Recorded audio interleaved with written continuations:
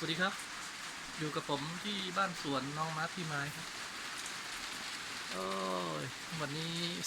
18มีนาคมช่วงเย็นๆฝนตกครับทำงานไม่ได้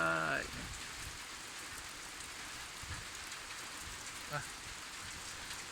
สวนก็เริ่มเป็นรูปเป็นร่างแล้วครับฝนตกก็ดีต้นไม้ก็จะได้เขียวขึ้นมาน้อย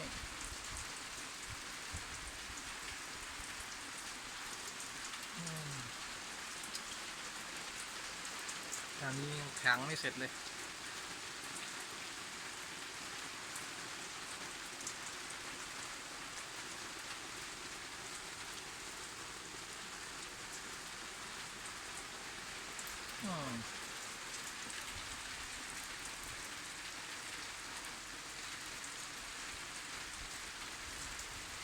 อากาศเย็นดีครับเย็นสบายเงียบสงบ